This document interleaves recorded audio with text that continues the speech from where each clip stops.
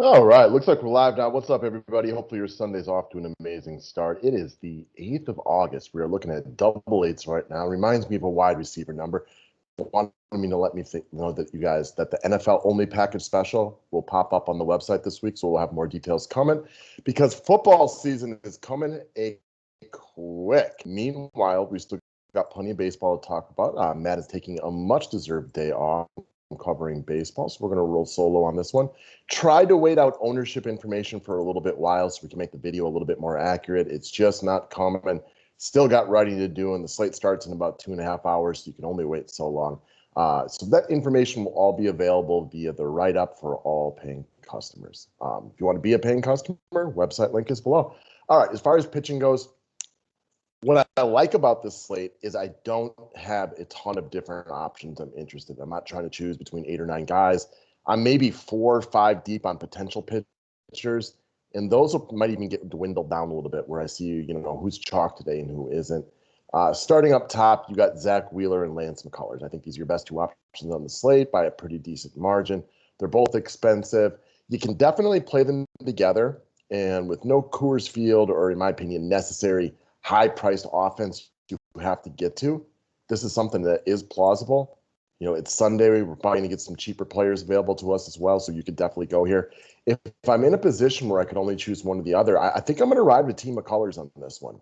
He has been a very good DFS pitcher. He's been striking out a ton of guys lately, so even when he gives up runs like he did against Seattle and Cleveland, he still gives you a really nice floor for what he's capable of. He's been solidly consistent. We don't fear Minnesota in the slightest. And if he pitches really, really well, with all those strikeouts, he's got real legit upside right there. So I think I have McCullers just a scooch ahead of Zach Wheeler, but I do think it's a really, really close call. We've seen Wheeler recently be a little bit more erratic than he was to start the year. He's obviously still one of the better options, though. Your long numbers kind of speak for themselves on this one. So these are my top 2 guys. No coincidence they have the largest price tags associated with them. And gun to head, I think I would go McCullers.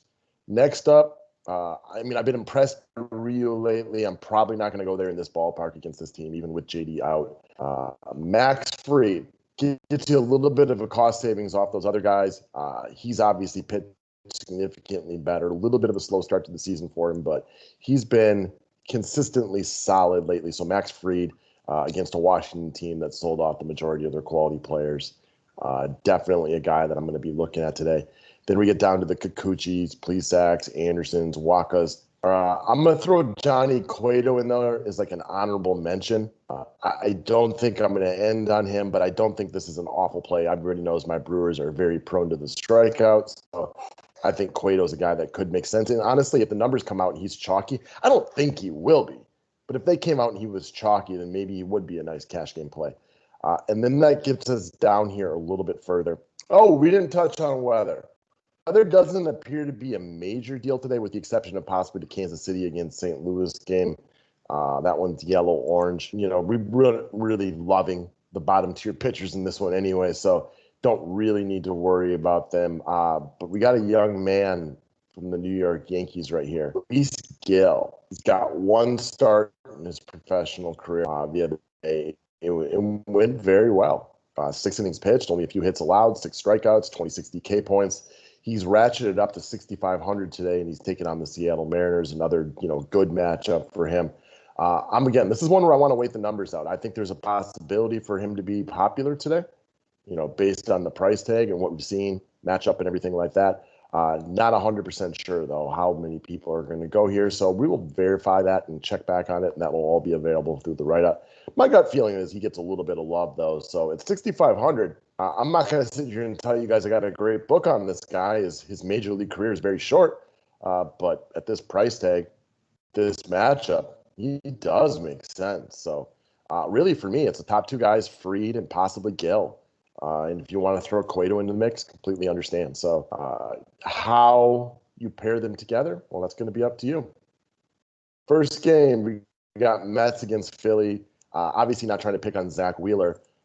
This is one where I'm going to look at the ownership percentages, because Taijuan Walker, who had a really nice start to the year, has been struggling for the past month. Real big-time struggles.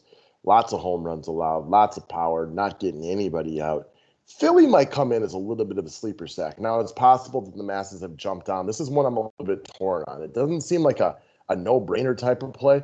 But if you tell me Philly's coming in with no ownership, you might get some plays out of this one. Obviously, Bryce Harper is going to be their best player. I'm a Bryce Harper, I'll even call it just a hater.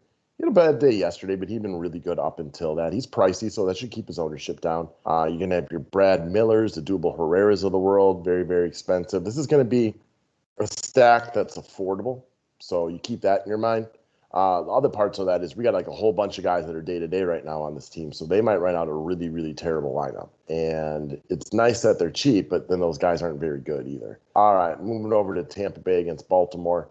We got Jorge Lopez against Michael Wacha. So here's another one right here. I want to see ownership on this one because Jorge Lopez is the DFS community evaluates him like he's worse than he is. Now, is he a good pitcher? Ew, no, of course not. He's not a good pitcher, but he's not as bad as sometimes people make him out to be. So here's one like, if Tampa Bay is not getting love today, give me plenty of Tampa.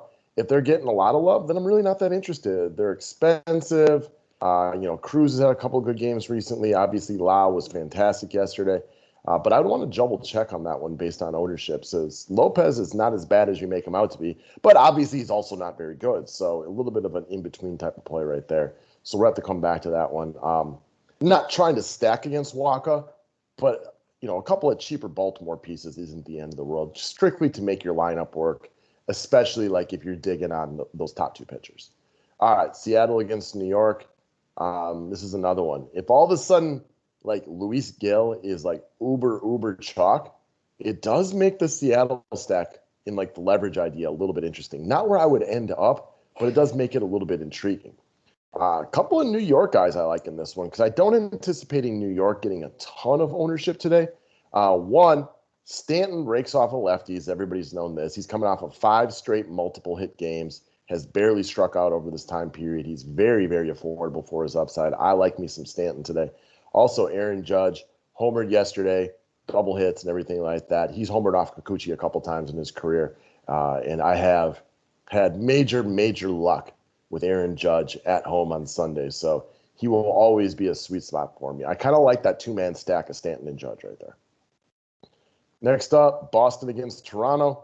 Ryu has been a lot better. I mean, he just falls out of my potential list of pitchers, but I won't get there today.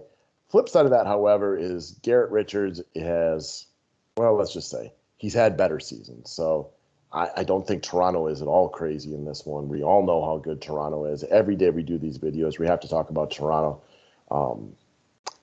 Another team where I like them no matter what. How much I like them and where I play them is going to be dictated a bit by the ownership on this one. If they are getting lots of love today, well, then they're probably as much as you want to do in cash games. If they're getting no love today, well, then I think you might take a look at some of those cheaper pitchers and try to get on them. We all know how good Vlad is. Vlad has been very good against Garrett Richards in a minor sample size. So I'm going to check back on ownership for these guys, but Toronto is a team that I'm interested in no matter what, but how aggressively I play them will be slightly dictated by ownership. Next up, Pittsburgh against Cincinnati. We got Malley versus Wilson.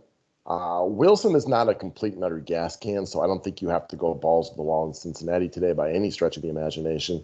He is technically even in play, even though I don't consider him part of my plans for today.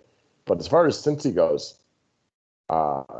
again, I like Winker. I'm not going to pay this for him. I think Castellanos at 4K makes a lot of sense. I can be talked into Kyle Farmer. The other guys, too expensive for me to prioritize, I guess is the best way to look at it. But definitely Kyle Farmer and Castellanos, especially Castellanos at 4K, are guys that I'm wildly considering today. All right, we move over to Detroit against Cleveland. We got Plesac against Peralta.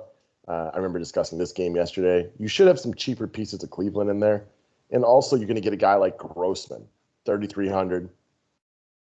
I mean, I don't think this is some sort of slam dunk great play, but he's having a nice season. He runs a little bit, hits for power. He's only 3,300. I respect Plesac. I don't fear him. So I'm not looking to stack Detroit necessarily, but I am looking at Grossman. Candyman, Jamer Candelario, 3,400. I mean, that's another one. He definitely fits in there. And then the last guy that I'm considering even closer is Jonathan Scope, who I'm still a little surprised is still on Detroit. 4 straight multiple hit games, big time, upside in a spot like this. So I think he probably comes in lower owned today. So we got a couple pieces of Detroit I can get on board with. And then as far as Cleveland, I'm not looking to go all out on Cleveland, but they are likely going to have some cheaper pieces you can use to help make a lineup. Washington against Atlanta. Fried against Corbin. Again, I like Max Fried today. I think he is a solid play. He's a little bit pricier than I would like, but he's definitely quote-unquote in play right here. And then picking on Patrick Corbin makes plenty of sense. This guy gives up a ton of power. Just been bad all season long. How assertively and aggressively you want to go after him is up to you.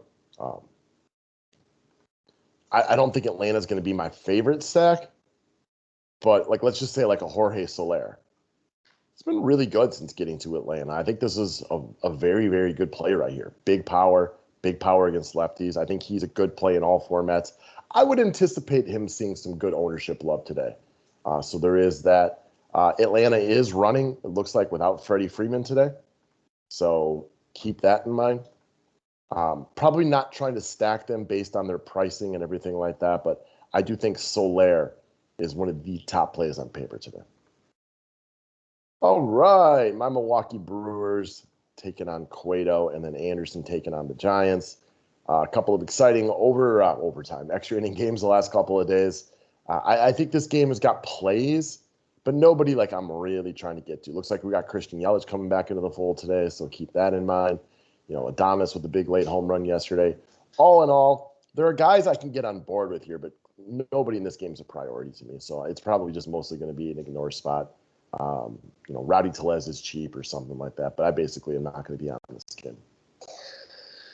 All right, Minnesota against Houston. We've already covered, Lance McCullers, I think, is one of the top plays from a pitching perspective right here. You can see the Minnesota lineup. This isn't scaring anybody at this point. Don't even have Josh Donaldson in there today, so I like Lance McCullers a lot. If he's super, super chalky, which I can see that being, and you want to take a shot with a Polanco, all right. It's pretty affordable. He's still a good player, but not likely where you'll see me ending up. I'm more about McCullers in this one. And then we got Maeda taking on Houston. That's going to be basically an ignore spot for me. I respect Kenta Maeda. I'm not looking to stack against him, but also not trying to throw him out there against the Houston Astros. Last game, we got KC against St. Louis. Double check the weather in this one. I think there's going to be a variety of cheaper pieces that could be in play here. Obviously, St. Louis remains really, really inexpensive. You got your Baders and Callarsons and O'Neills of the world. Lester got lit up in his first performance for the St. Louis Cardinals. So that does hypothetically leave you with maybe, a Hunter Dozier or something like that. It's hard to get really excited about anybody on the Royals. So I get it if you like Santana or Whit Merrifield. Not having a great year, though. It's probably just isn't a spot I'm very excited about. Good pitcher's park, everything like that. Nolan Arenado, does he make sense? Sure. A couple of home runs recently, fine. But as far as guys over 5K go, I'm just not super excited about Nolan Arenado, just not. So if it's me, we've covered the pitchers we like. I like the idea of Philly. I am going to check in on their popularity today and come back to this one. I assume Tampa Bay will get some love from the masses today. It makes a lot of sense. Everybody likes picking on George Lopez. If that's the case, cash game him. Probably won't be super aggressive on him with him in GPPs. Moving over to the Yankees, I specifically like the two-man combo of Aaron Judge and Giancarlo Stanton in this one. Makes a lot of sense to me. No thank you to the Boston guys, but Toronto is in play no matter what. How assertive and aggressive we are on them is going to be dictated a little bit by the ownership on them today. If they are really low owned, then give me all the Toronto in tournaments you can possibly have, and we'll check ownership, and that'll be in the write-up. Pittsburgh against Cincy. Again, I don't know. Pittsburgh's terrible, so I'm never really interested in their guys. Mally's solid. But as far as the Cincy guys go, Kyle Farmer and Nick Castellanos are very shortlisted for me. As far as this game goes, Detroit against Cleveland, we might have a couple of smaller Cleveland pieces, but Candelario, Scope, and Grossman, kind of the middle of the order stack for Detroit's in play. I don't think anybody in there is a must. I don't think that they're going to be wildly popular, but Jonathan Scope is a guy with big power, and I think he's got 4 straight multi-hit games, so I like that. Atlanta, definitely Soler is shortlisted, mostly off San Fran, Milwaukee, pretty much not interested in Minnesota, Houston, and again, there might be a couple guys in KC, St. Louis, assuming that game plays, but not overly excited about them, which makes me to believe that some of these offenses we talked about early on will be popular, especially Tampa Bay. I would anticipate Tampa Bay getting good love, but we'll verify that and we'll put it in the write-up. So that's what we got for today, guys. I wish everybody the best of luck on this Sunday, and we'll be right back at you tomorrow. Thank you.